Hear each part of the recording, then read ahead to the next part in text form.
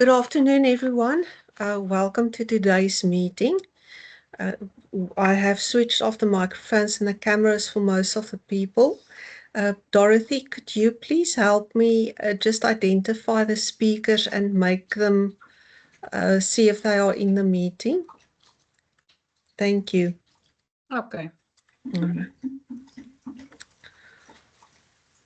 All right, so this is just a reminder. So if you have anything on newsletters, please send it to me. You will see that the latest newsletter was published in this week's, and I need new content for the next one. There's some functions in Teams. There's a lot of information that I put under the chat. If you see something like this in the bottom, then you know that it's in the chat. Sorry, and if there's something that looks like a WhatsApp logo, then it will also be in the chat or a shortcut thereof. This is the agenda for today. We're busy with the opening and the welcome. Welcome, everyone. And then we don't have a service provider for today. We've got a back to basics on plastics, and then Dr. Mpho Rakgoale is going to do a presentation as well. Thereafter, we'll quickly go through the portfolio feedbacks and conduct the meeting, and then we're done. Dorothy, is your speaker ready?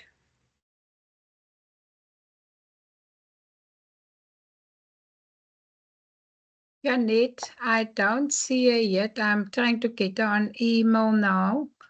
And there's another speaker at 3 o'clock. Okay. Yes, the back to basics. The back to basics. Okay, she's a back to basics. Yeah. Good. Is Dr. Mpho in the meeting yet?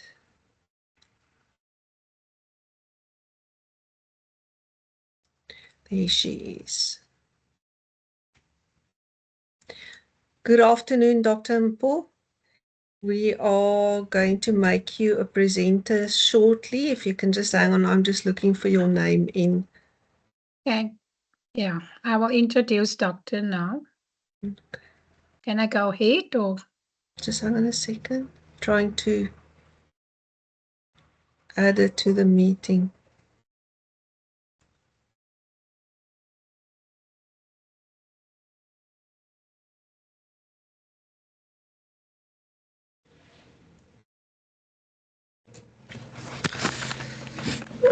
Okay.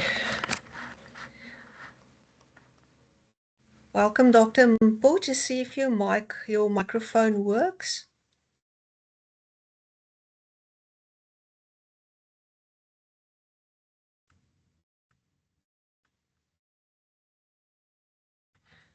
Good afternoon, colleagues. Good afternoon.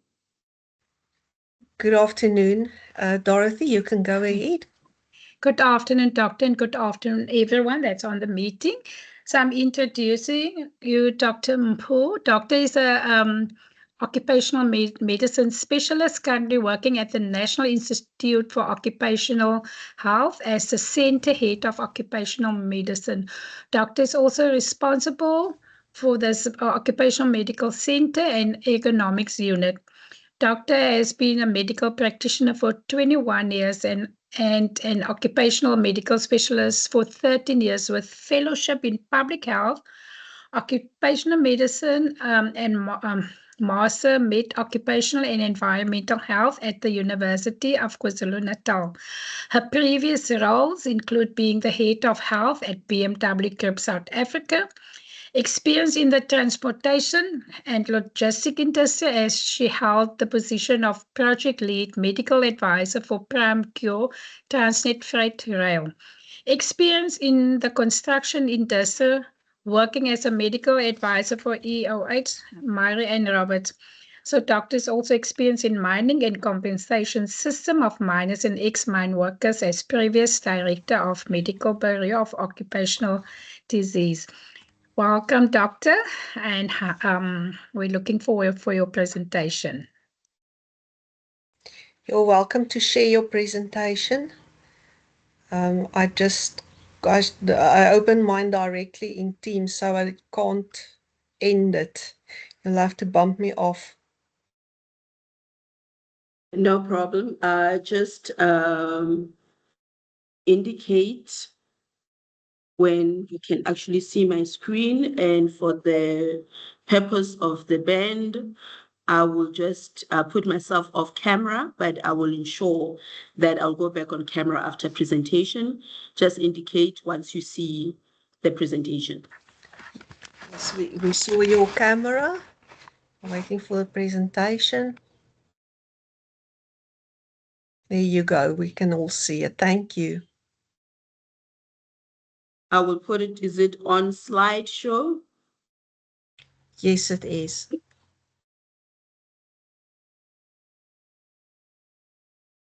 On my side, let's see the slideshow. Okay. Thank you. Dorothy, just for my recap, how much time do I have so I can pace myself adequately? So you do have 45 to up to an hour's time. Then I will just go through it. Then we can have an engagement afterwards and open it up for dialogue. Thank you. Thank you, colleagues, for the opportunity to present risk-based medical surveillance and disability management and the role of the Employment Equity Act. Just for us to be clear, the objective of this presentation is going to be in two folds. We are going to I've separated it between medical surveillance and a disability management. Under the medical surveillance, it's important that we know the definition of what is a surveillance versus a screening program, what are the objectives of having to conduct a surveillance program, and the legislative framework that governs medical surveillance within South Africa. It's important to say, what is your program going to look like? What is your medical program going to look like after you've done your risk assessments and any applicable hygiene surveys onto it? And what do you do with the results post a medical surveillance that is conducted? It's also important to make it more practical, that we'll have a risk-based surveillance, and I've chosen hearing as one of the surveillance program that we will go under.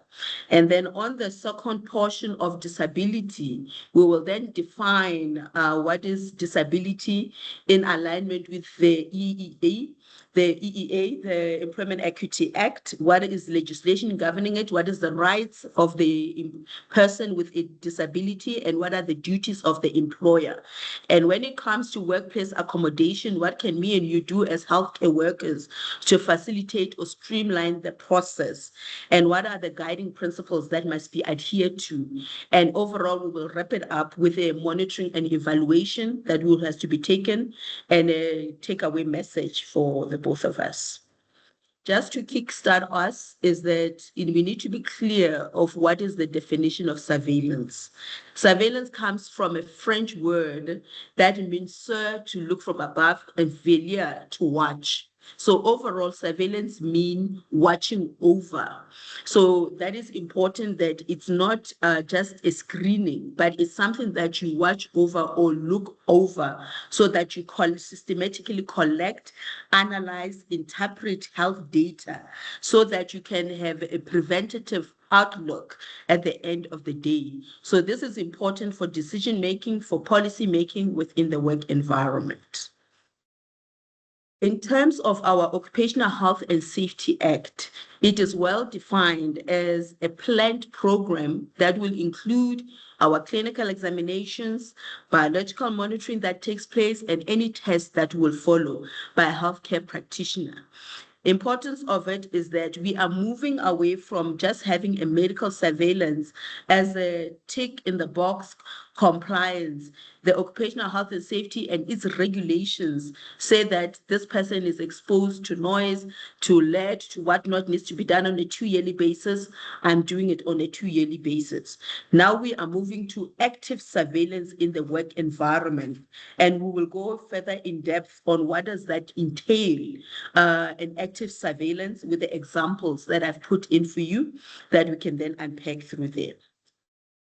So in terms of surveillance versus screening, it's important to note that when we speak about screening, we're looking about early diagnosis as an outcome and to have a treatment plan for the individual. It's very clinical focus. But when we talk about a surveillance, we're not talking about early diagnosis and treatment, but we want to know what is the underlying cause for impairment or derangement within the work environment. And once we've discovered the cause, is there any trend that we are keeping up? So have we identified an exposure that can result in disease? And from this Doctor, disease, Doctor, sorry to interrupt. Your slides are not moving forward. We're still at the first one.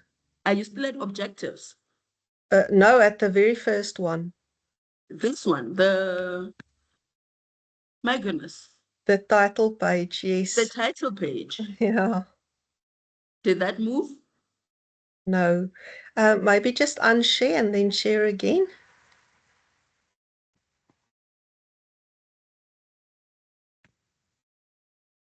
Resume slides. Has that moved? Nothing. Nothing, no. Apologies for that. Let me redo again and share again. Stop sharing. Let's share.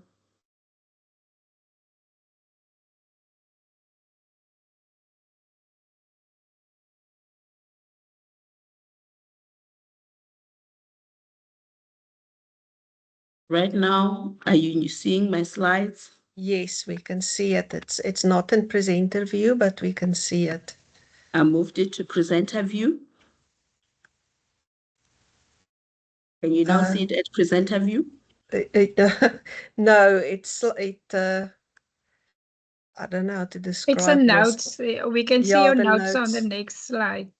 Go to display settings there at the top, or just press F5.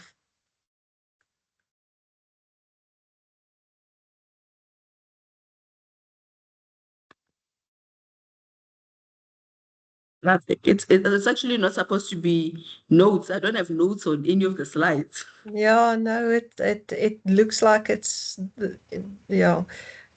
Just go to display settings there at the top. Display settings. Yes, we are. And say swap presenter view and slideshow. There you go. Okay. Title page, yes. So in terms of the objectives, I'm not going to go through it because we did that. The main thing to take home here is the definitions that we should be on board, legislative framework that governs it, how do we conduct a risk-based medical, and we're going to do example of risk-based medical versus disability governing legislative framework that we've went through, and also how do we manage a disabled person within the work environment and ultimately monitoring and evaluation. I've already went through the surveillance where we defined through what surveillance means, watching over, and how it should be a systematic collection, analysis, and interpretation of health data, right? I'm just trying to move forward so that we don't lose track to where we were.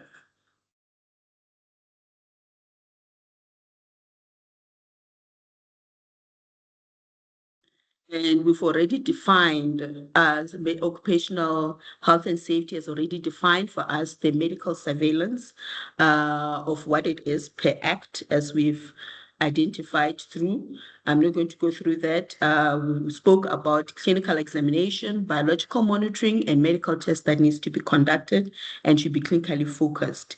And that's how we're going to move from being a passive to active surveillance in the workplace. And I'll give examples. And then when we talked about screening already, that we have moved from early diagnosis to a surveillance system that detects or eliminates any hazards within the work environment that can cause health outcome. And from those health outcome, we will then review their trend and see how we can prevent any further ailments that comes through. So basically, you need to know what are the objectives of a medical surveillance. Our objective is we want to have established a baseline of the employee. We want to adjudicate fitness of the individual. That is there any physical, mental stresses within the work environment that can make the person not be able to meet the inherent job requirement? We need to be able to say, with all these exposures in the workplace, are our control measures adequate to mitigate for any health effects, and inform the workers that are exposed to those hazardous risks within the work environment, that they are well educated, well informed, and they take preventative measures in place. And should all our control measures not mitigate and we end up with a suspected occupational disease, we are able to appropriately make the investigations, adequate treatment, and send the person for a compensation. So that is the ultimate goal of having a surveillance in place, and it has benefits for both the employer and an employee. From an employee perspective, where the person, we are now trying to have a safe working environment with early detection of exposures that can result in disease, get them early treatment, improve quality of life. And from the employer side, everything is return on investment. They have hired people, they want a healthy workforce that have reduced absenteeism within the work environment, and there's less liability and civil case lawsuits, medical legal, that comes back through to them. So in terms of what are the legislative framework that governs or require that workplaces should have a medical surveillance in place, we have all these 6 regulations that I've outlined here that differ from the noise-induced hearing loss, chemical agents, biological, and so forth, that says if a person is exposed, a worker is exposed in the work environment to such, a person needs to have a medical surveillance that is mandatory. In addition to that, we have your section 25, that if me and you, we diagnose an occupational disease, the onus is on us to then report under section 25 to Department of Employment and Labor. So, but when we bring it back now to the Employment and Equity Act, under the Employment Equity Act, we have your section 7 that prohibits medical testing unless it is required or permitted by legislation or just justifiable by the inherent job requirement. So that will then be an add-on that support OSHA of why we have to conduct it. In addition to it, the second one is also relevant to our HR colleagues, that talks about psychological testing or psychometric testing that can also be added on. That if you're going to conduct any psychological testing for an individual, the test must be scientifically valid and reliable. It can be applied fairly to all employees, and it should not be biased against the employee or group. So that will also then, the vulnerable groups there that shouldn't be biased against is people that also of persons of disability that are also added into those vulnerable groups that are put through. So when we say we're conducting a risk-based medical surveillance that is adherent to legislative requirement, is that your medical surveillance must be risk-based. You must have, after risk-based, it will then show to you that which areas have you rated as high risk that you require hygiene monitoring. Those hygiene monitoring can either be air monitoring, can be personal monitoring of individuals, and we can then have an ORAP that we then have developed, and it will feed into a medical surveillance. So the basis of a risk assessment is you want to identify the hazards that will affect the individual, determine with these hazards who will be affected by this, the exposure, which persons will be exposed, and the likelihood of severity or disease, and the actions that we need to take to eliminate or control this risk, and do an evaluation thereafter. Those are the principles that we follow when we conduct a risk assessment. There are different tools that are available to me and you when we conduct risk assessment within the work environment. You have your HSE toolkits, there's the HASPAC, and there's a NOSA. In all of it, after you've identified the hazard, assessed its severity and so forth, you then do a risk matrix to then say, based on this, is it of a low severity to a high risk severity within? Thus, you can use the HSE risk matrix that I've provided there as an example of one of the risk tool that is currently available. From the health perspective, after we've obtained the risk identification, we then come say this individual has exposures to workplace exposures. Are they high? Are they low? Do they require biological monitoring to be made? How often does it require that to be done? If it's noise, at what level, and the frequency of all this tests that needs to do. And ultimately, we come with an outcome to say, can we then confidently say, after looking at all the exposure, this person is fit to go into the workplace and work as such, because we have assessed exposure to outcome, but also exposure that is well controlled, that the person can work within those conditions within the work environment. For your convenience, I've also put on reference points that you can go through and see how you can assess in your work environment the risk program that we have and the occupational risk exposure profile. Is it following the guidelines, international guidelines that are there on how it should be conducted, so that you can still go in and it will guide you adequately. So part of designing a medical surveillance program, first step number one, we need to ensure that we have our OREPs that are in place. After the OREPs are in place, we need to say, now that we know what is the exposures in the work environment, what test are we going to do? And what is the sensitivity of the test? What are the specificity of the test?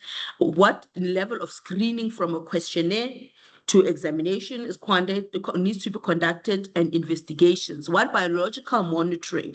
Is it before shift, end of shift, urine, serum? All those test selection form part of our medical surveillance design, a program design. And after all those adjudication, we need to do a standard medical adjudication of our cases to say the individual is either fit for work, or they've got any form of restriction or disability or impairment that we will bring them to play. Then we look at the frequency of those, that how often are we going to monitor in the work environment? The test frequency, is it going to be on a 6-monthly base? Is it going to be on an annual? Is it also legislated? If the legislation says noise 105, do it on a 6-monthly basis, are we adhering to that? Or are we seeing a trend within the work environment that we even want to do it more at a frequent base than just at a minimum requirement just to be compliant? In all the medical surveillance program, it's important to note your medical ethics that is supposed to be in place. Here we are talking about compliance to POPIA and the PIA Acts, and having good governance on the confidentiality of medical records that we are keeping. How do we retain medical records? How do we ensure that the individuals, that after we've assessed them, they are also informed of their results? What is the education of other potentially affected parties? So we need to ensure we have good governance that we practice through. In terms of the outcome of it, we then need to say, if we have a person that has a disease, we say the person has asthma. Is this asthma due to worker susceptibility? Is there any individual risk factors that put them at risk? Any pre-existing family histories that put the person at risk? Or is there any exposure outcome in the work environment? Are there any chemicals? Is there any triggers in the work environment that could have contributed to the health outcome? So that is important for determinant of work relatedness. So our outcome of a medical surveillance program should always entail looking at the screening of a targeted group. Once we've seen that we've looked at the individual, we've identified the cause of the illness, we confirm work-relatedness of that individual. So with the next slide, I'll talk about causality. How do we confirm work-relatedness of a medical condition that can be work-related? Case management. Now that we have the person managed, how do we control this person within the work environment? Are we looking at reviewing the controls, the hierarchy of control? Are we having a workplace accommodation in place? Are we having compensation of the individual to statutory bodies that is there? What about tracking of other individuals that may also be potentially exposed, like the individual within the program? Because if you have one person that comes positive with an occupational disease, that is a sentinel case or a flagship that says the other workers that they're working similarly process and task may be at risk, and we need to go back and evaluate them. So when you look at work-relatedness, it's important to say, is it biologically possible? Does the pathophysiology and the toxicology of the hazard results in the outcome that I currently have? And in terms of time relationship, the latency period, this person we're saying is exposed to this and developed disease. Is there a time relationship of exposure resulting in disease, or the person came already with a disease and it's worsened? So it may be a work aggravation. So the appropriateness of time relation is important, and we'll also look at biological gradient. Those response relationship of exposure to a health outcome, can those be linked, and the strength of association? This is in all the things we've discussed now in terms of medical surveillance. You can also review them at the SASOM guidelines. There is SASOM guidelines that speaks on SASOM guidelines on medical surveillance, risk-based medical surveillance in the workplace. And one of the people that I put here, the authors, was Craig Q, who did a Synergy on Occupational Health Management System or Medical Surveillance Procedure Guideline. This is quite a comprehensive and gives you a stepwise that one needs to follow, which ensure that you're compliant in your work environment when you provide a risk-based medical. And should you have any outcome that's untoward, what are the steps in determining impairment or incapacity within the work environment? That last block there, that based on a fitness adjudication that is there, how do we manage the individual further? As I indicated that at the end of the day, if you look now, because we need to zone it back to us in the work environment. You have occupational, this is a slide that comes from Department of Employment and Labor, who did their surveillance or tracking of occupational disease. Under Section 25, me and you have to report occupational diseases. So if you look from the period of 2001 to 2019, the most highest problems in South Africa seems to be noise-induced hearing loss, followed by tuberculosis among healthcare workers and dermatological disorders. So looking at this trend, you can see that from the period of 2010 to 2013, in that period, there's a gap that indicates that no one submitted any occupational diseases for compensation.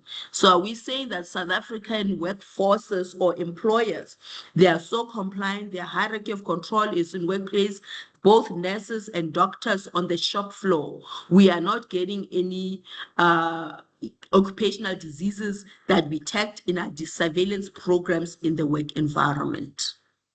You decide on the data. I think this is strictly underreporting, because maybe our medical surveillance are not risk-based, that we are able to detect the diseases and ensure there's compensation and mitigation of workplaces controls. I'm going to give you an example of a risk-based surveillance in the workplace that NIOH formed part of. We had a company that had multiple plants. The plants were ranging from steel production, coke plants, cold mill, temper mills, galvanizing center plants, that there were various industries that were there.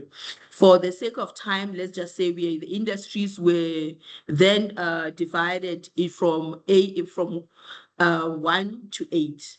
that is in place. And we looked at work conducting hygiene surveys within the work environment to see how many of these people have done risk assessment. From risk assessment, how many high zones for noise-induced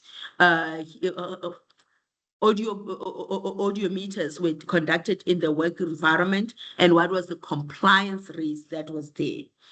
It is important for you to see that in terms of compliance to legislation, let's just go back here. In terms of response rate from company 1 to 6, in terms of doing risk-based assessments and following them up with assessing the employee, doing noise hearing conservation program within the work environment, very few companies are actually adhering to legislation. And then the employee, can you see that the lowest adherence? Some were not, some of the employees, in terms of being tested, they were not even conducting the test for the employees. So that means the nurses, the doctors within that company, they were having noise that was recognized, but they were not following it through with a medical surveillance program that was risk-based within. So it was a poor response rate. And the outcome, when you review those outcomes of those that had high noise level and they needed to do audiograms, whether it be on a 6-monthly basis or an annual basis, the compliance on the workforce, that was not at 100%. Only we have company E that was compliant, together with C. They're just 2 companies that were fully compliant. But the other evidence of threshold, if there were noise hearing conservation that was done, and you see a shift of threshold, was the follow-up that was done. Majority of them were not doing that. So in terms of intervention of those that had threshold or PLH above 10, how many number of employees were we able to diagnose with noise-induced hearing loss? This gives you the number of people of when you have a targeted medical surveillance, hearing conservation in the program, and not just 2 yearly, but on a frequent basis, that we're able to actually have 37 people diagnosed with noise-induced hearing loss in company A. And from those, we referred all 37 for compensation, and 21.6 got training on how can they avoid the exposures, and 10.8 had workplace accommodation that was followed through, and none of the people were dismissed. That is important to look at the dismissal, that when you do have targeted medical surveillance, it does not end up with dismissal. When you have an increase of resulting exposures that are elevated, increase in having adverse outcome that are detected, but instead you have compensation for workers, workplace reallocation that has taken place. So this is giving you an overview of what a targeted risk-based medical surveillance can look like for me and you within the work environment. Not only did we stop, you do stop at noise that it affects your ears. You can look that there's a few factors of surveying those that had sleep disorders as a result of noise surveillance, those that had health problems of daily living that were there, or concentration. You are not able to concentrate. You are easily distracted. Your heart is increased heart rate that is going on, cognitive decline. That even there's a link with other comorbidities, that diabetes that came through here, renal impairment, but all it started with high noise level. So we then start moving away just from surveillance of the ear to other secondary factors that are affected by noise within the work environment. In terms of our disability, it is important for us to be able to define through the Employment Equity Act what disability is. It is defined as people with long-term or recurring physical or mental impairment, which limits their prospect of entry into or advancement within the employment space. Because now it talks of impairment, it's also important for us to go back and review, what does this impairment mean? It means any reoccurring physical, mental, intellectual, or sensory condition that alters a person's normal bodily function. So this can either be partial or total loss of function that can take place, whether it be loss at a physical or at a mental level.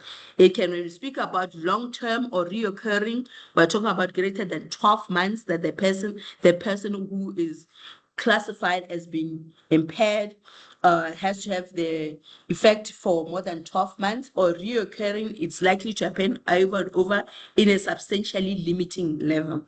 Substantially limiting speaks to the nature, duration, and effect of the injury or disease on their ability to perform their inherent job requirement.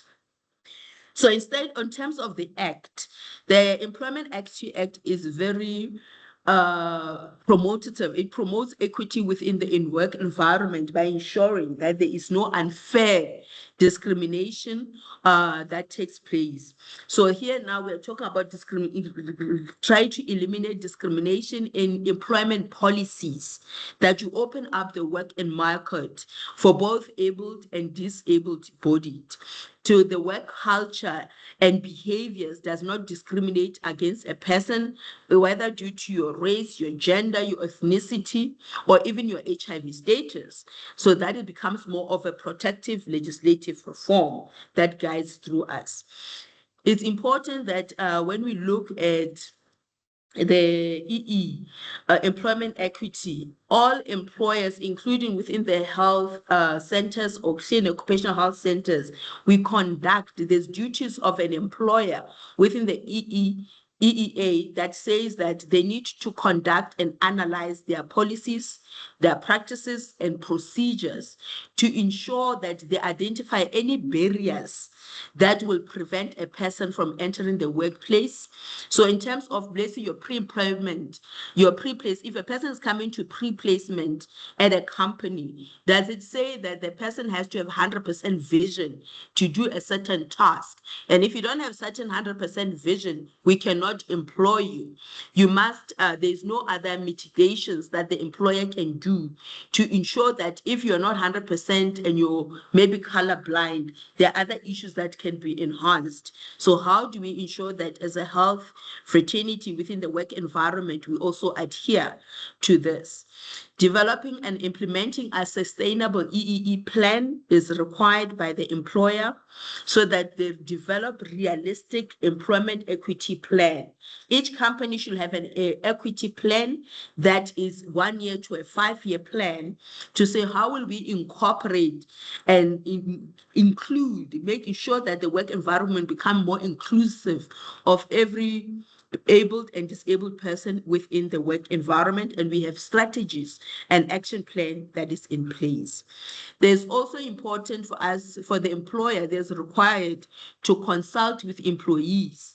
Remember, under OSHA, there is a mandate of information, teaching, and training. Under the Employment Equity Act, consultation, and you reach a consensus that if there's certain workplaces that you need to ring fence, you need to have a proposed, excuse me, measures as to protect and advance persons within the work environment. This should include employee representative, and people that are disabled should be included within them. So as much as we have the employer that has responsibilities, we have the rights of a person who is disabled that we need to be cognizant about, which makes sure that they have a safe and non-discriminatory workforce. When we say safe, when a person comes to the clinic in your workspace, do we have ramps that they're able to go into a ramp and it's accommodative of such a person? When they are within the clinic and they need to have their weight that is taken, their height that needs to be taken, and the person is in a wheelchair, what measures have you put at a clinic level to ensure that the person is also treated adequately? Should you have any emergency within that clinic or within the workforce, we have measures. Remember, now we have the lifts that cannot be used during an emergency, a fire, whatever they may be. So now your clinic is on the second, on the third floor. You have a person that is disabled in a wheelchair there. What measures have we put in place that the person is reasonably accommodated, that they're able to evacuate like the rest of the team? So those are the things that in our workforce, we go and review, that we are not discriminatory, but we take into cognizance. If you don't hear anything that I said, these two documents in alignment with the Employment Equity Act, please familiarize yourself with the Technical Assistant Guideline document and the Code of Good Practice on the Employment of Persons with Disability in the Workplace. This guidelines that was provided by Department of Employment and Labor, and it becomes a very useful resource that you can do on how do we manage persons with disability within the work environment. So when you know those two guidelines, in addition to the EEA, that will assist that we actually treat our people in a fair manner. So when we look at the person, also familiarize yourself with the South African Human Rights Commission Disability Toolkit. Under the South African Human Rights Commission Toolkits, it will outline for us the different type of disability or impairment that is out there within the work environment and how they can be managed, ranging from your vision, your hearing, your mental health, intellectual, and any neurological impairment. So it will define it for us and how we can manage those. And the spectrum also of autism. When we started off in medicine, I used to think autism only applied to children, but the spectrum of autism in adults, and how do we manage that? So that can also review through that, so you have a better understanding. Mental health, how do we incorporate a person with mental health? Because physical disability, it's easy for us to recognize, but when a person comes to the health center and they tell you, they disclose, I've got ADHD as an adult, I've got Asperger's syndrome, I've got autism as an adult. How do you manage such an individual with mental disability within the work environment? So I'm just highlighting, because of time, I'm just highlighting to you so that you know what are the different impairment or disabilities you should be aware of within the workspace. Once you've identified and made an adjudication of an individual that is disabled and you've gone to the work environment with your team, whether it's comprised of the nurses, the doctors, the OTs, the physios, the biokinetics, and you've done a functional capacity evaluation, they must then have a report that says what reasonable accommodation can be done for the individual in the workplace. The reason for having that workplace accommodation is we want to ensure we reduce further impairment taking place, and we still want to have the person capacitated enough to be essentially functioning within the work environment. Example of us providing that workplace accommodation, we look at the facility, the environment that the person works in. What are the measures that we can do to adapt the facility, whether it be the building, whether it be the equipment that are in place, whether it be access for the individual from working, if the person is from an administrative position and maybe they're blind. What measures has your company done to ensure a person that is blind and is applying for an administrative post, there is computer hardwares and softwares, there is braille within your or voice activated computer hardwares that they're able to function optimally? And from the medical surveillance that you are doing, we're able to say this person can be put in because we've put the measures there, right? And then also importantly, there needs to also, a reasonable accommodation needs to have a time, working time and leave that allows that individual, a person who's declared as being disabled, to be able to go off and have access to therapy. Without wavering on, I think I will just give you a few examples that we need to ensure or be advocate of the workplace, that for us, we said certain tasks. These are the inherent job requirement. This is from our reps.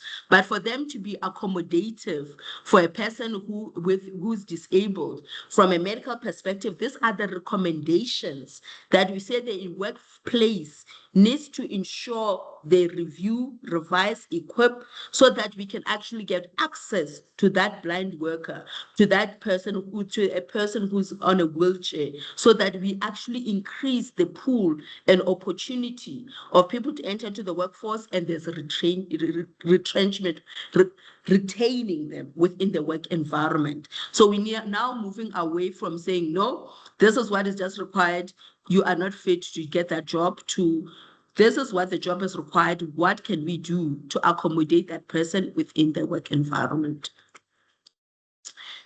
So there you will then look at from operational. At an operational level, what are the recommendations you can make from a phone, a two-way phone that can be there, from a body system, that if this person is being said at pre-employment they're fit to come and they are not able to go to certain places because they are they've got impaired vision, the person must have a body system.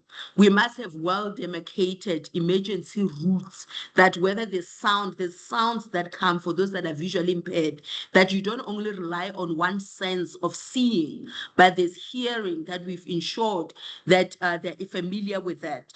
If now we have evacuation that needs to take place, what are the things within there that we accommodate?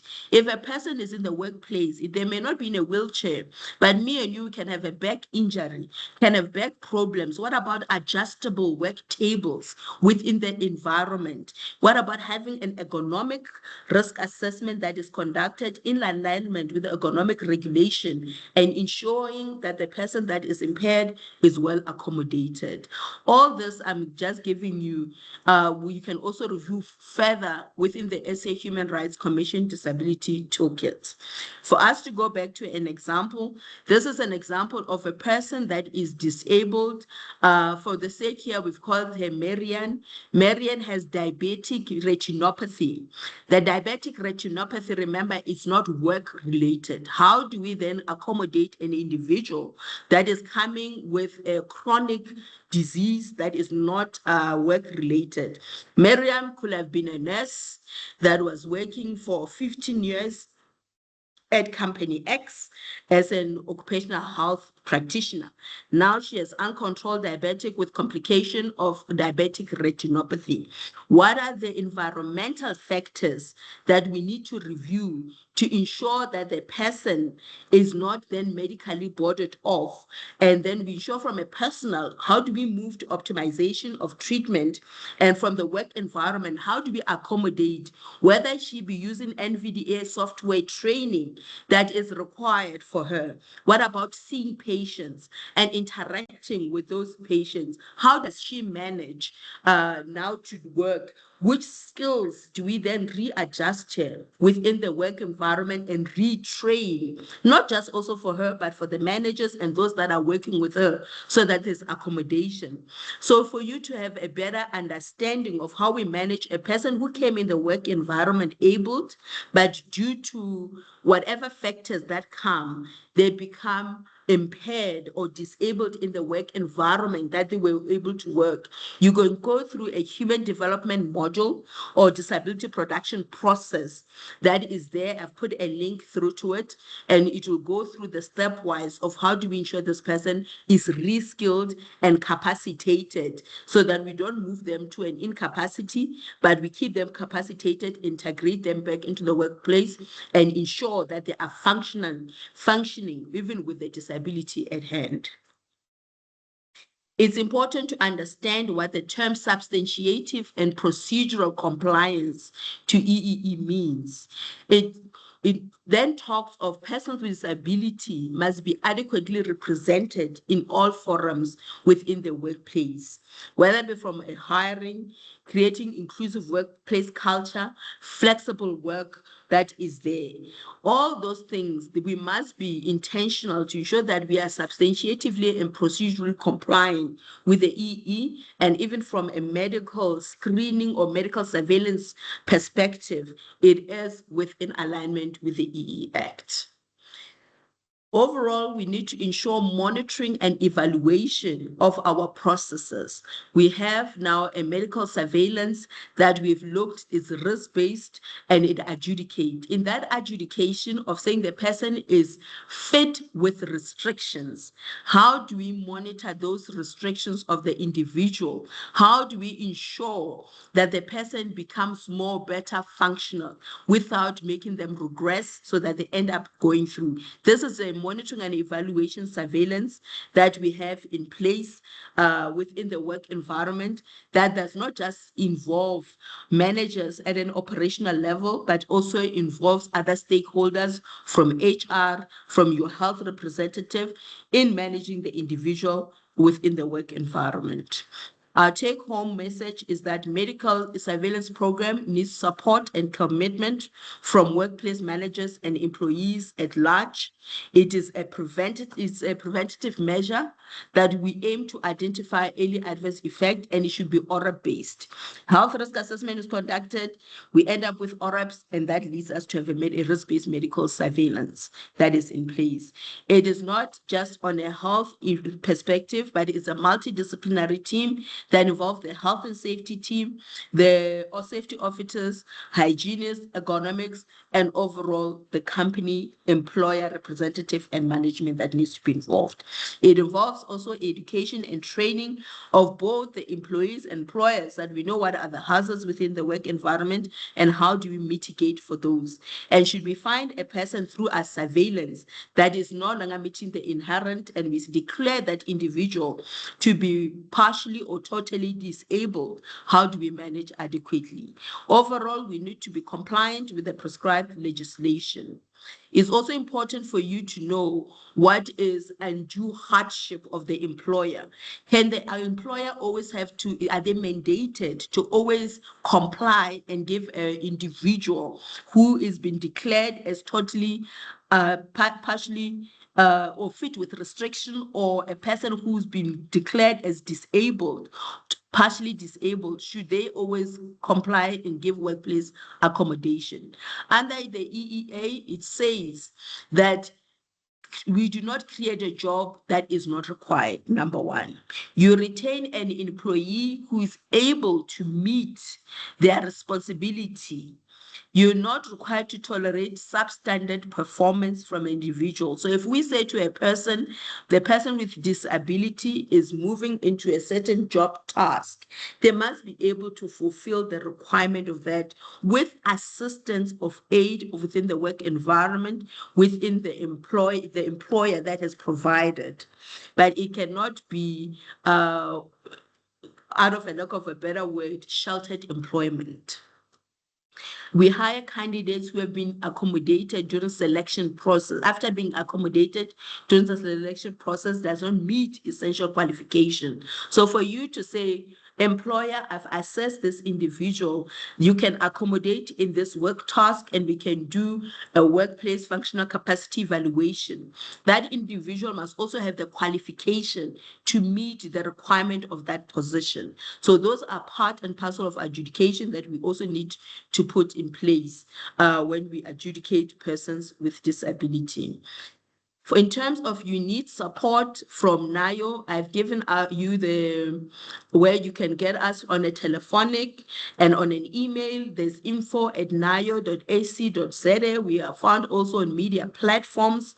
We provide there's different sections within NIO that range from workplace, assisting in workplace risk assessment, ensuring that we get the hygiene surveys, quantifying those exposures.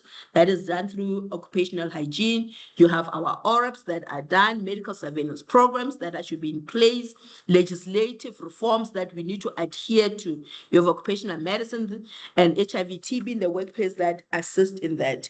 If you are part of your medical surveillance program, you need specialized biological monitoring to be done. You've got heavy metal exposures of individuals. You've got pesticides.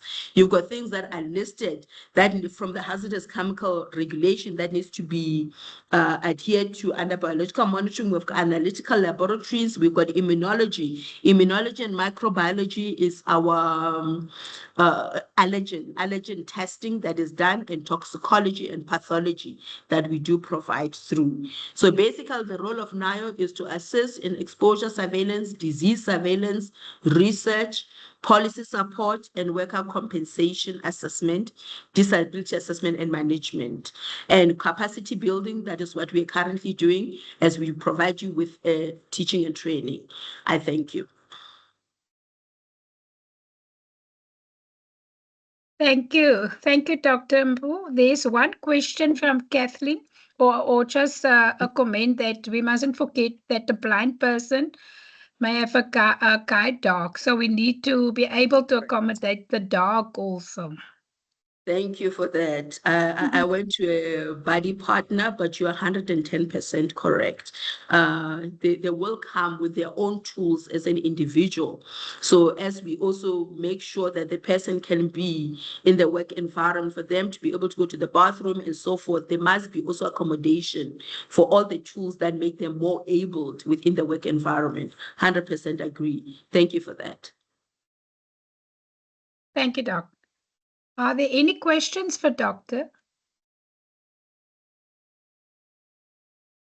I have a question. Doctor, I don't know if this is the right forum to ask it, but here in the Western Cape, we've come to, we know about many employers who employ unqualified people to do their medicals. They employ nursing assistants, enrolled nurses, professional nurses without occupational health, or they send the person to a GP without occupational medicine.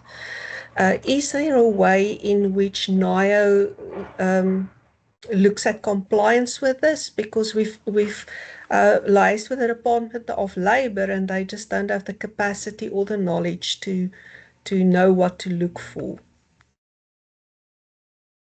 There's a difference between us we are not a regulator. So Yeah. unfortunately in South Africa, in terms of me and you identifying, going to the company, actually informing, training, and going through the process, if they decide we're not going to comply, we're not going to get an OMP, we're not going to get an occupational health nursing practitioner, we're going to do cheap labor and get an enrolled nurse to do this, the only person from a legislative framework who has the powers to shut down that and stop it is Labour. That is in the non-mining sector. And the DMRE, the inspectors, they have their powers in the mining sector. So from our perspective, we are also restricted, or we can give the guidance of what is required, but we cannot enforce or be a regulator from a legislative point of view. Okay, thank you. That's been a long-term problem, and we've done so much, but we've gotten absolutely nowhere with it. To make you, I don't know if it was going to make you feel better or feel worse. I'm currently involved in a case here in Joburg. We have a place called Krugersdorp area. So we have a high level of lead, that this company is a battery company, and they recycle the battery. You know, your car batteries, they do disassemble it and we make it into something else. So they've got high lead poisoning of more than 20 of their employees. And because lead is a notifiable disease, it has to be reported to NICD. NICD is one of our division within NHLS. Then we have to go with the CDC to that area and actually review what happened that we have such high. They've never done a risk assessment. They don't have a doctor. They don't have a nurse.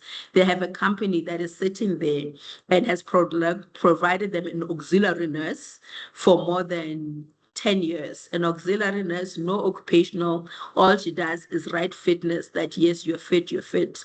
that has been provided to Department of Employment and Labor, because remember, the law says it's the duty for us to inform labor, and labor is supposed to conduct an investigation, is supposed to, labor said, I don't have capacity if nobody has died so far. So there is also so much we can do, but I strongly believe as long as we keep giving to labor, enforcing, they will also on their side, they've got a strong management team. I think Millie and her team, they will somehow mitigate and start doing investigation with an increase. Hopefully Parliament can hear the cry, because we all remember we are governmental structures. So many people, boots on the floor is reliant on Treasury. So we can only pray and hope that somewhere there'll be capacity to do assess. So yes, I hear what you're saying, but we never stop. Keep sending to labor, and one day the tide will turn. Yeah, it's the sad thing is the inspectors that I employ are almost always a safety person, and they don't know the nuances of all the regulations. They don't, for instance, know that an occupational health who's a nurse whose qualification that is not listed on or does not appear on the SANC receipt is not recognized by SANC. Things like that. So it will be a problem forever until they employ the right people, but we hope so. Thank you, Doctor. By the way, you should turn it around. The same way that you invited me to come speak, labor is very open to capacity building of their inspectors. We also do teaching of their inspectors. They are open to you to say to them, can we come teach you of what a scope of a nurse is, at what level, from a junior auxiliary to a chief professional to a specialized occupational nurse, so that we build capacity building within the Department of Labor. They're highly open to that, so that we start, instead of you waiting for them to be capacitated, we take it as an opportunity to capacitate. It becomes a two-way stream. Oh, that's a very good idea. Thank you. I'll find out who's the chief inspector in the Western Cape, and then I'll go and see them. Thank you. I appreciate it. No problem. Does anybody have any other questions? Okay, Dorothy, I hand over to you for the next speaker. I just want to say thank you to Dr. Mpho. That was a really interesting presentation, and we're having you next month again, not you, someone else on. So thank you very much for your time and for sharing us all the insight of everything. So we do really appreciate it. Thank you, Doc. Can we share your presentation? Yes, you can. Okay. Thank you, Doctor. May you have a good afternoon. Thank But you, you are colleagues. welcome to stay if you want. Also. Let me leave you so the colleagues are more free. Thank you, colleagues, for the opportunity. Thank Take you, care. Doc. Okay. Bye. Bye. Okay. Good afternoon once again. I see Sulami is on. Let me just introduce her. She is Sulami Bashu. She's a researcher and a sustainability professional with over a decade of experience in plastic, polymers, and packaging industry. She's currently working at Plastic South Africa, where she contributes to industrial research, stakeholder engagement in initiatives that promote sustainability and the circular economy. Sulami recently completed a master's degree in sustainability management, well done, at the University of Johannesburg. Passionate about packaging, education, and knowledge sharing, she regularly engaged with industry, government, and various stakeholders on topics related to plastic, recycling, and sustainability and environmental stewardship. Today, she joins us to share insight on the important role of that plastic plays in the healthcare, highlighting both the benefits and the opportunities for responsible use and management within the healthcare sector. So you are welcome, Sulami. Do you Thank you, have your? Dorothy. Thank you. Are you going to share your presentation or? Yes, I will put it Okay. up just now. Thank you very much, and Thank you. good afternoon, everyone. Right, let me just put it on. Sorry, just need to share.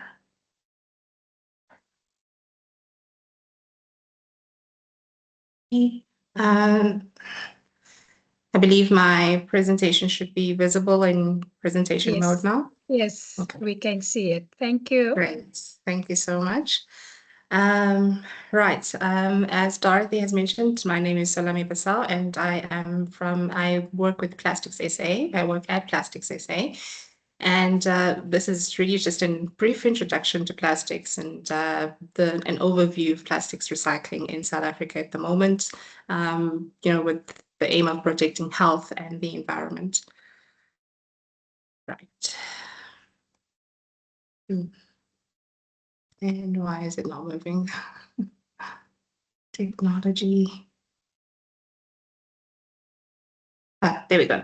Okay, so just an outline of the presentation. I'm going to give you a brief overview of who we are as Plastics SA and what our role is, an introduction to plastics and the different types of plastics. Then we're going to go through what recycling is and provide a picture of what recycling is in South Africa, what is recycled, and I'll also just show an example of recycled markets and how you as healthcare professionals can help, give a quick fact check, and that'll be the end of the presentation. Right, who are we as Plastics SA? We are the Plastics Industry Association of South Africa, which essentially represents the sectors within the plastics value chain within the country. So we're involved with stakeholders from the polymer producers, so your raw materials, the likes of Sasol and Safripol, polymer producers and importers as well, compounders and manufacturers, converters who essentially convert the polymer material to plastic products, and then consumers as well as collectors and recyclers, and PROs who also assist with ensuring the recycling of plastics within the country. Some of our activities within Plastics SA, we are quite a small team, but involved in various activities. So there's research that we conduct on keeping abreast of industry trends. We're also involved in the advocacy of plastics being fit for purpose, and we work with other stakeholders in terms of developing a design for recycling for some of our stakeholders, industry statistics, which we work on an annual basis and produce a report, which is actually there's just an image of our latest report, which we're currently working on for 2025. And we also have an academy. So we provide training to stakeholders within the plastics value chain, from setters to managers and supervisors and converters and recyclers. So we work across the entire plastics value chain to promote responsible production, use, and recycling. And so plastics, I just wanted to give I know not everybody's based at a hospital, but just to open our eyes to what different plastics are within, hospitals. There's many plastics that we come across in our everyday life, our laptops that we're on right now, even some clothes that we're possibly wearing at the moment, and your water bottle sitting right next to you on your laptop, on your desk. Those are some of the plastics we come across on our everyday basis. But, in hospital setting, what does that look like? I'm sure even outside of the hospital, you do use a lot of these items. So you've got your syringes, it's across the different departments. So occupational, clinical, your diagnostics, your surgeries, and as well as life support. So you've got your drips, from your beds to your equipment, prosthetics, There we go, your oxygen masks, your diagnostics, your as well as PPE. PPE also comes in quite a lot.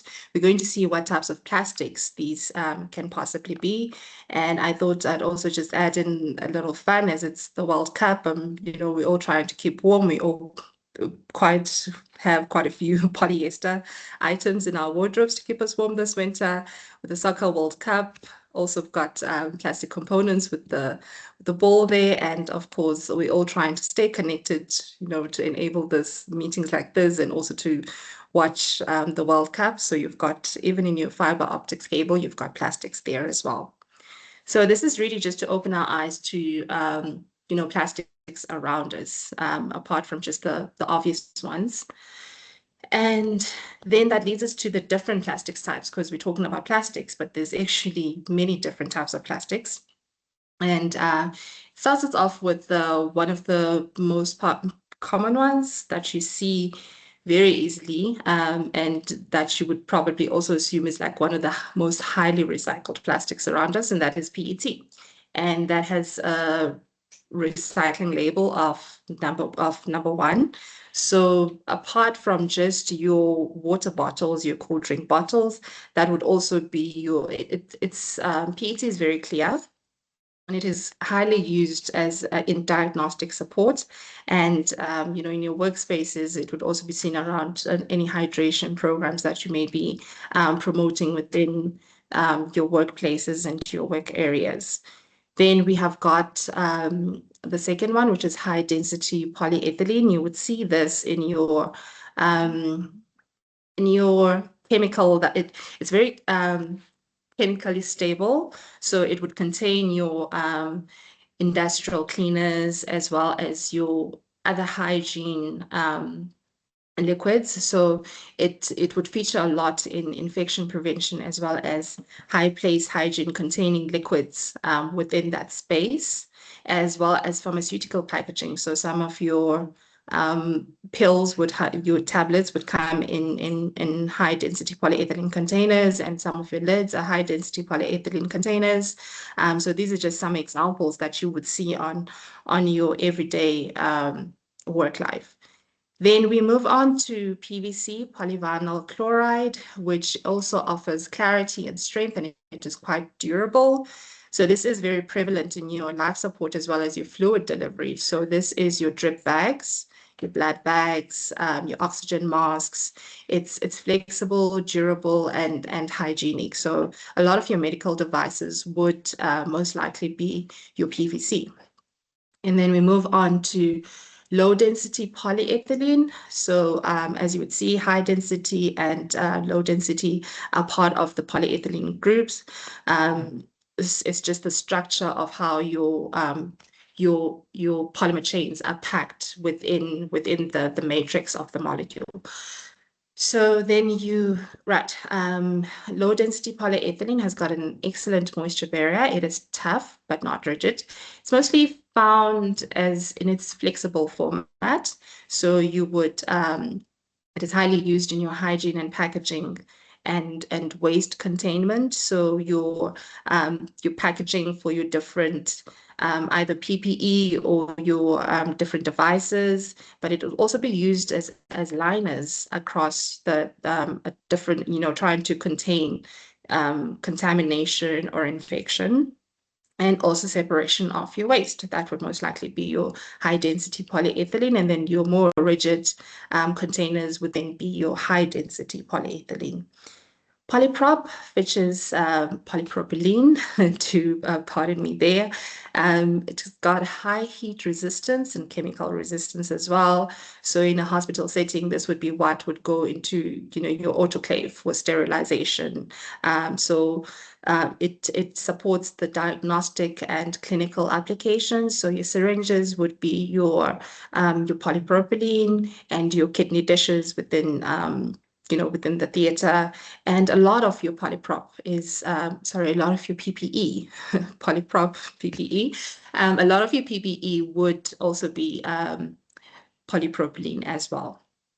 And then we have got number 6, which is polystyrene, transparent, stable, and it is relatively inexpensive. So your Petri dishes and your screening devices would be most likely your polystyrene, would be made of polystyrene.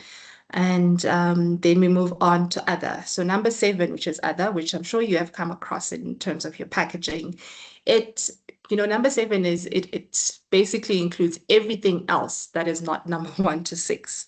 So when it comes to plastics, it's everything else that is not number 1 to 6. It can be, it's your polycarbonates, your nylons, your PMMAs in terms of your plastics, but it can also represent your multi-materials and mixed materials and multi-layers. So you would find that maybe where plastic is mixed perhaps with aluminium and a bit of paper, for example, your milk cartons, that would be a number 7 because it now becomes, a mixture of materials.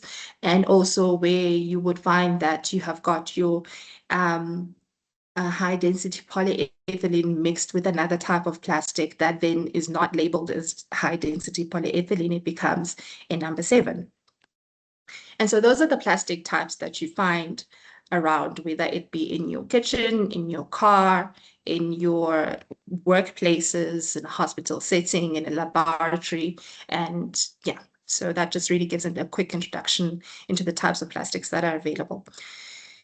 And so we get into recycling. What is recycling? So a lot of people tend to confuse recycling with what we call collection, such that we now, moving away from recycling to reprocessing, because what we term as recycling is the conversion of a plastic article back to its polymer pellets, which can then be used to form another plastic article. So recycling is not collection. So what, we see a lot of these trolley guys going up and down our streets. What they're doing is collecting recyclables. They are not recycling as we have come to understood it. It is the reutilization of waste. So it is turning waste into another plastic article. It is not reuse. Reuse is a different term. It is a conversion, so a reprocessing of a plastic item. The most common form, there's different types of recycling. The most common form of recycling in South Africa is mechanical recycling. So Europe is very big on chemical recycling, which is breaking down your polymer back to its constituents, which can then be used to, to make up another polymer, right? But in South Africa, it is mechanical recycling where the polymer matrix is not broken down. It is not broken down to its monomers. It is still, if it's a milk bottle, for example, it is simply just ground down, remelted, and then you produce your pellets, which can then be used to convert to another article, a chair, for example. So, sorry, it would be a pipe in the case of HD. So essentially, that's what South Africa is really big on, and we actually, you're going to see just now, we're doing quite well in that on that scale of mechanical recycling. There's not much chemical recycling going on, but however, there is a growing waste to energy. So that is where all materials are mixed together and burned to produce energy. And why does recycling really matter? I think this is just highlighting what we already know. It protects the environment, conserves valuable resources. With the calls now to have recyclable content in new materials. We know with, for example, the plastic bags, quite a lot of them use 100% recyclable content, recycled content within them. And, with the EPR now in place, there's a call to increase recycling content wherever possible. There's certain products that cannot incorporate recycled content, but wherever possible, it is now, a push. For example, water bottles, PET can take recycled content very well, and quite a lot of them contain recycled content within them. So we're conserving valuable resources. It supports jobs and livelihoods. We all see them wherever you go in South Africa. We all see the trolley guys. We see the bucky guys down the highway. We see trucks loaded with recyclables in them. And so it's a very big value chain in terms of employment. employment. There's the informal as well as the formal side of it. And people just really find their way into it. And so it really supports a lot of livelihoods in South Africa. And well, it promotes healthier communities and environments, which is very, very important. So as I've said, this is essentially the value chain of recycling. It is essentially turning what was a plastic product, reprocessing it to a pellet form that can then be used to produce another plastic product. So you've got your collection, which is often mistermed as recycling. That is the collection. So when you see those trolley guys down the street, they will rummage through your bin and get a couple of items, valuable items, go sell them off. And then when they sell them off at the buyback center, they are sorted. So you will get sorting according to the different plastics types that we have just mentioned. So as I've said, you've got your different plastics types. So your material will be sorted according to your LD, your PET, and your polyprop. And then after that, it is compacted. So you would see, perhaps may have seen big trucks that would carry different bales of material. So it would be compacted and then taken to a reprocessor. The actual recycler would grind it down, melt it and produce your pellets, washing, drying, and pelletizing. And on an annual basis, as I've said, one of the things that Plastics SA does is that we do industry. So we produce a report of our industry stats. So it essentially covers what is reprocessed into pellet form again. And moving on. And so mechanical plastics recycling 2024. So in terms of the industry stats that we produce, we on that year, we look at what was done in the previous year. So currently we're working on the stats for 2025, and what we have and has been available on our website is what was published in 2025 for 2024. So this gives the picture of what recycling is in South Africa. So in 2024, South Africa recycled 471,000 tons recycled, so reprocessed. It increased 9% from the previous year. I will put up a graph showing that just now. And in terms of the collection rate, our collection rate in South Africa, we determined this in terms of what was produced by our polymer producers, so your Sasols and your Sapripols, and what was important in terms of raw materials, and then what then gets recycled in the country. So that's how we determine our collection rate, and it's currently sitting at 49%. And then we don't export much. So South Africa has got the capacity to handle our waste by recycling. And we still have over 1 million tons that is not collected. And so, that misses out on the opportunity of getting recycled. And so this is the visual in terms of what was recycled over the years. So as you can see there, 471,000 tons recycled, reprocessed in South Africa in 2024. And your output recycling rate, which is your orange line over here, is at 28.4%. So you'll always hear that the global recycling rate is at 9%, or it's less than 10%. That is the going figure. And, it is a true value. But as we stand in South Africa at the moment, when it comes to plastics recycling, we are at 28.4% recycling rate in terms of what is reprocessed, not just collected. So, and then your collection rate is your input recycling rate, which is the green line over there, currently at 49%. And I explained that earlier. Materials recycled, we did cover the different types of materials, and just for the sake of time, I know a lot of people would think that it's actually PET, which is at 20%. So PET is all your cold drink bottles. However, your LD, which you would come across a lot of in your workspaces, so it would be your pallet wrap, your packaging wrap. You always open, every single diagnostic device is packaged, and that packaging is often always your LD. So that's also highly recycled. Your shopping bags, your bread bags. And then you have got your polyprop. So those are your yogurt tubs, your well, your syringes in your setting, not that I'm saying the syringe is currently being recycled, but there's an opportunity for that, right? And you've also got your confectionery wrappers there as well, and all your household items. So your buckets, chairs, basins, and your HD then comes in third. So your crates, your milk bottles, your household item, as I've said, it's very good in containing industrial chemicals and your cleaning liquids. Then comes in your PVC. So your PVC, as I said earlier, in your spaces, that would be your oxygen masks, your tubing, as well as your IV drip bags. And in the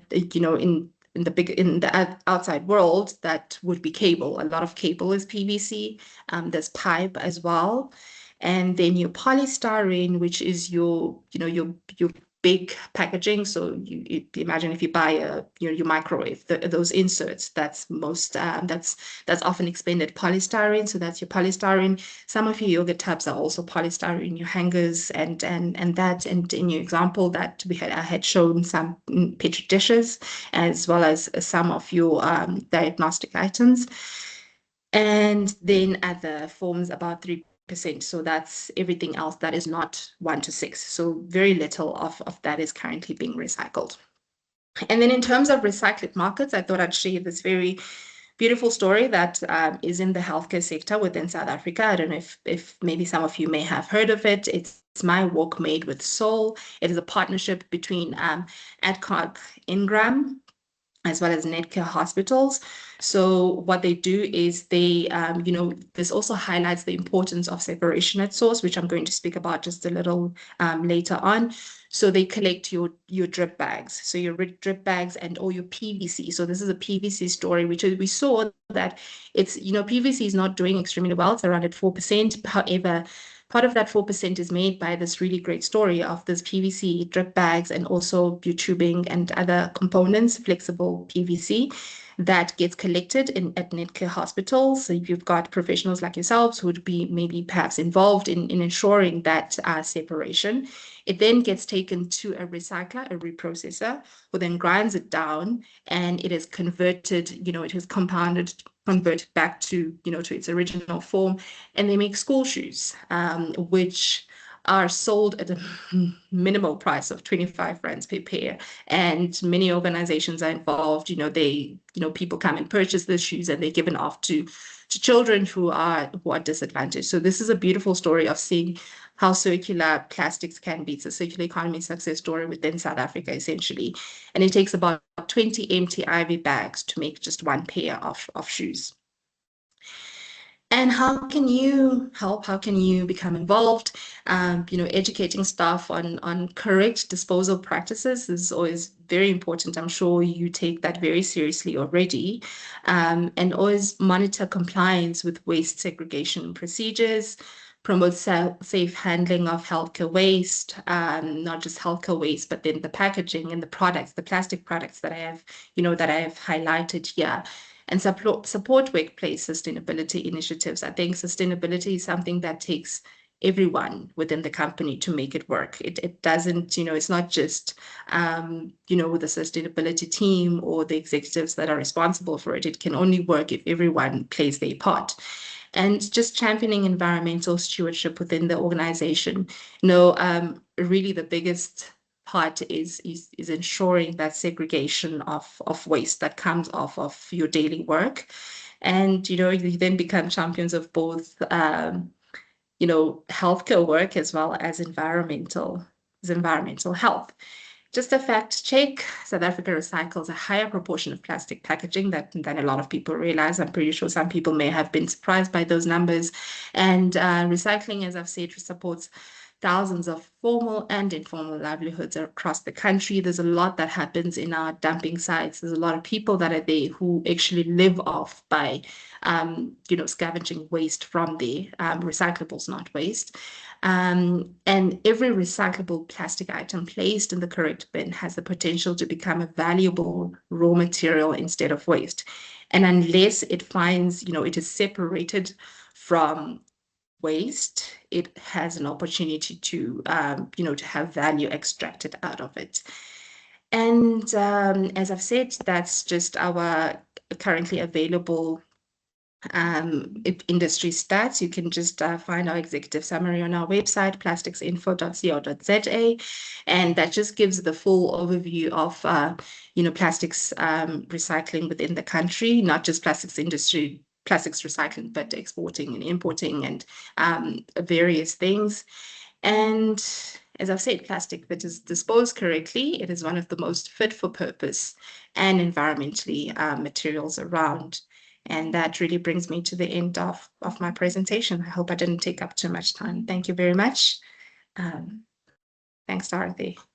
Thank you, Sulami. So are there any questions? Very interesting topic. Any questions?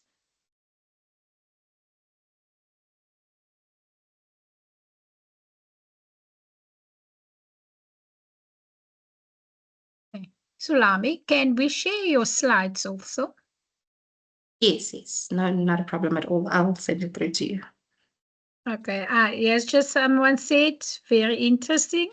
I did not know about recycling, so we learned a lot. Oh, no, that's fantastic. I'm glad I managed to share a little bit into recycling. Thank you. Thank you very much. Much appreciated. Okay.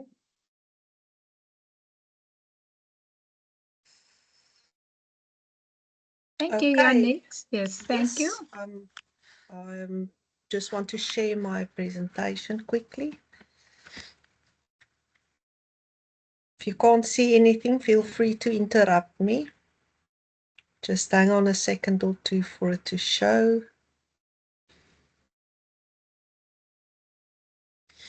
All right. Are there any additions to the agenda? Anybody who wants to add something, you can make use of the chat. I'll cast a look on it a little bit later again. I suppose that if there were any changes to the minutes, I would have been notified. Can I get one person to accept the minutes for the previous meeting? Kathleen de Villiers, thank you very much. And is another person to second that? Who's at Clinique? Sorry, I don't have your name. I will check on the registration. Laurentia Turner. Thank you, Laurentia. We appreciate that. Next, just a reminder of the committee for the remainder of the year. You can contact the relevant person if you need to. They are all on the Western Cape group as well. So you're welcome to contact them if you have anything that you need to ask. All right, Adele, you are up with the finances.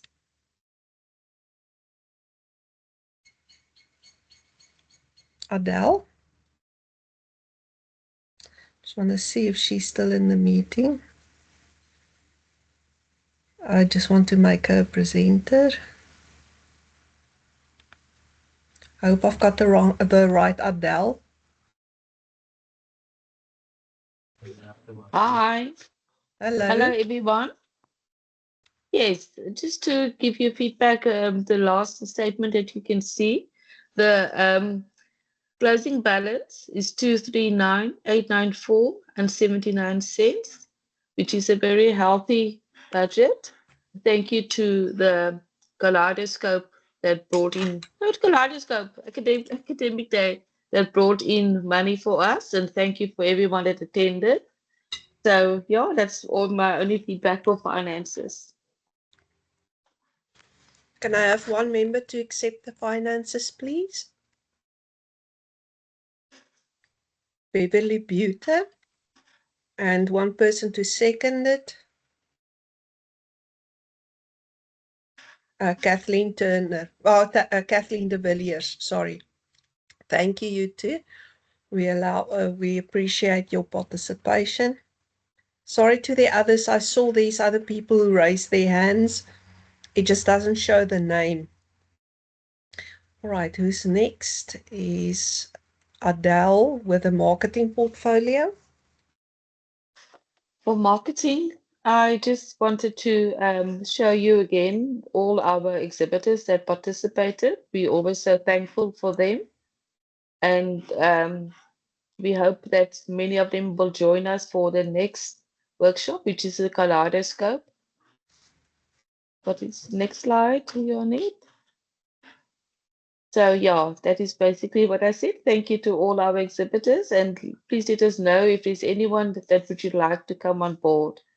And then I just want to mention again that we want to invite the non-profit organizations as well and give them a free spot. Okay, And Dorothy. that's it. Thank you. Thank you, Adele. Dorothy, I'll share your presentation. Okay.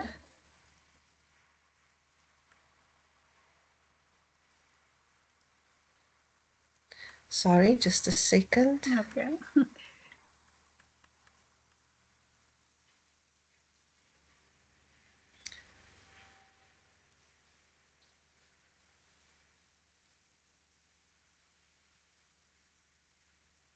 Almost there.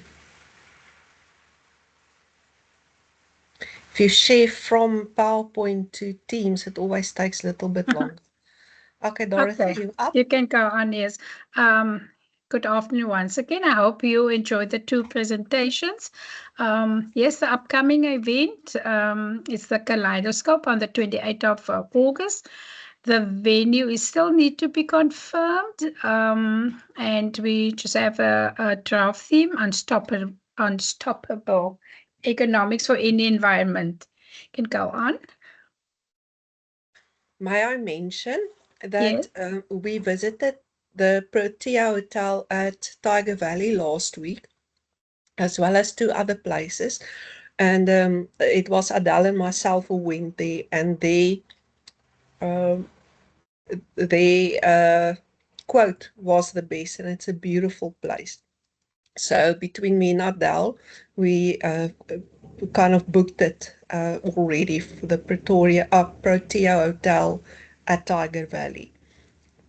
So we will confirm that when we meet again as a committee, but for now, that's the venue. Okay. Thank you, Janette. You can move to, okay. Just about feedback, academic day, it was very successful with positive feedback. So there were 85 delegates with 20 exhibitors, and the speakers were 9, and a lot of sponsors like the auto booth, everything. So it was great. Those who were there, I think they enjoyed it very much. Can move on. Okay, so that is just what was the program of the academic day. Very good speakers, and it was a well-informed academic day. Okay, can move. Just a few pictures. I think most of the speakers, exhibitors, you can see Joan also there, the bottom left, and all the speakers. So and also we're at the Nurses Street massages. So watch the space for the kaleidoscope.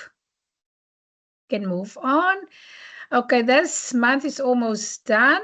That's just what happened during this month. Men's Health Week, a month, Food Safety Day, Youth Day. So yes, I think we can move on to the next slide.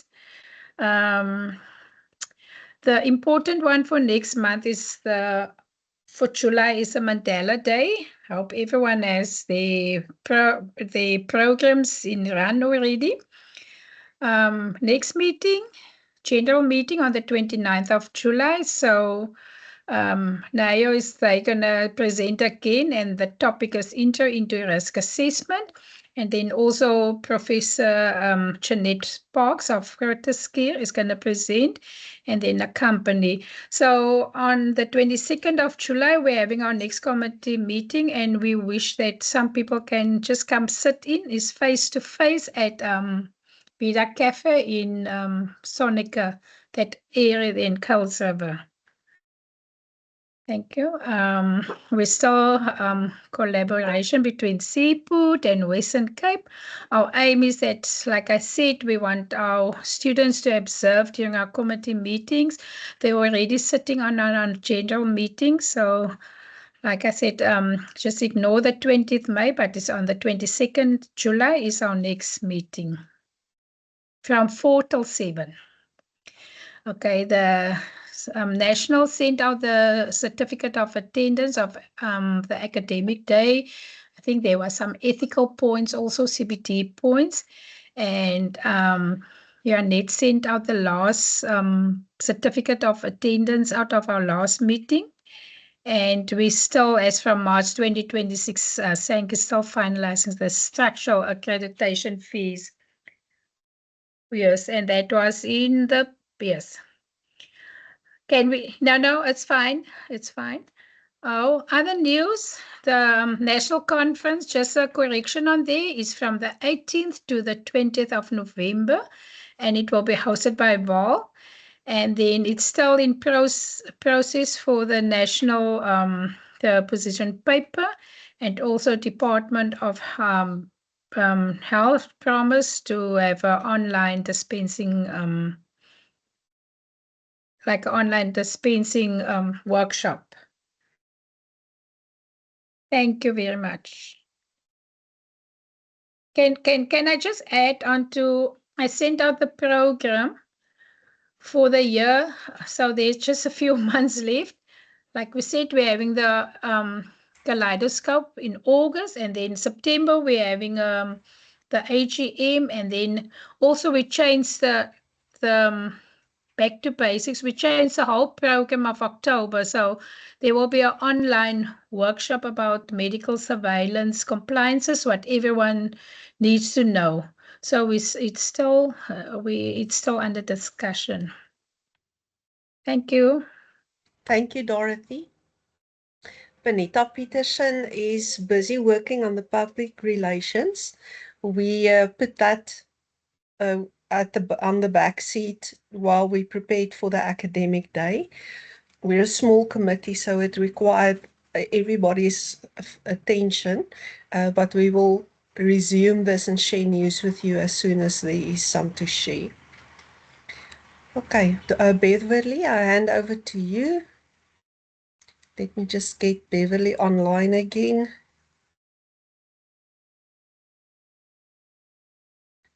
Okay, Beverly. Hello? Yes, we can hear you. Hear me? I was knocked out. Yes, Okay. we can hear. Oh, okay. I can move the slide. I'd like to say thank you to everybody who attended at the academic day on the 14th of May.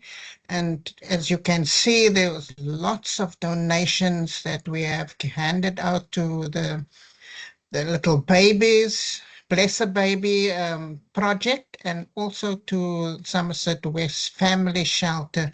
And they were very grateful for what has been donated. Thank you very much. And we'll have the boxes up again at the kaleidoscope. So if you have anything you'd like to donate, please feel free to bring it when you come to our kaleidoscope. Correct. On the 28th of August. Okay, this is just a collage of pictures. I don't know if it's big enough for you to see. It's from the newsletter. I included this in the newsletter. We had quite a high turnout of people. It was a very, very successful day. And everybody that was involved with this, thank you so much. It was really a great success. There's I think we will be a tough act to follow for other regions.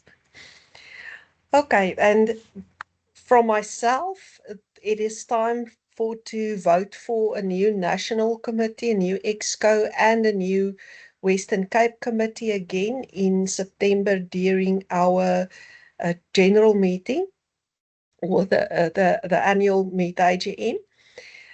I will share a Microsoft Forms link with you shortly for nominations for the president and the new educational representative. Joan is standing for another 2 years as president, but unfortunately Kanyo's second term has expired, so we have to get nominations for a new educational representative on national level. And then the committee nominations will be a separate link. I will share that with you shortly. There's also a few constitutional changes that were suggested, which you need to vote on. As soon as I get the information from Adele at the head office, I will share that with you. Right, and then just a reminder, the WhatsApp group link to the QR code that you can scan is in the chat. Just keep an eye out for that. And if you want to join the group, just use the link in chats. And we send out attendance certificates and CPD certificates where CPD points are applied for, like the academic day and the kaleidoscope. Just want to remind everybody, the information that you put in when you register is the information that pulls through via mail merge to your certificate. So if you type in the wrong SANC number, if you write your name all in small letters or all in big letters, or you misspell your name, or any of the details that's on that certificate, I can't correct it afterwards. I don't have access to that. So please make sure, that's why I added the checkbox, are you sure that your details are correct? Just scroll up and make sure your details are correct. Your name is spelled correctly. You've entered it as you want it to appear on your certificate. Your SANC number is correct. All of those are important, especially if we're going to issue CPD certificates. So please just attend to that. Also, another important thing to remember, when you register, you need to join with that email that you registered with, the email that the link to the meeting was sent to you. If you cannot register, and I urge you to register in time, a few days before. If you cannot register, please let us know so that we can assist. Otherwise, you can't join the meeting. Also, don't share your link with anybody else. It creates a big confusion. It will say you joined, or you won't receive a certificate if you join under somebody else's name. I can't add it afterwards. And also make sure that if you sit with somebody, if you didn't register and you received your own link, and you haven't received your own link, I can't add you to the list. So you have to register. If there's something wrong with your device and you have to join somebody else, that is fine. I'll just need a notification from that person to confirm that you joined, especially with the CPD certificates where we have to prove the attendance. We have to send the attendance register. Okay, this is the join, that link that I talked about. If you just scan the QR code, it's in the chat. If you want to join the group, only Sashon members can join. And then if you want to join Sashon, if you're a student and you want to join Sashon, you're welcome to scan this QR code, and then we will send you the forms. These are the contact details for Sashon. Remember that Adele works exclusively with Sashon Matters, and Gita works exclusively with audios. They don't do the same work. So if you want something about membership, you can contact Adele Duma. And if you want to ask something about the audios, you can contact Gita Berg. That's it. Thank you from us. I hope you have a wonderful week going forward. If you've got any questions or any comments that you like to make, you're welcome to use the chat. It will be open for a while after the meeting. Thank you, everybody. Have a good day further. We'll see you soon.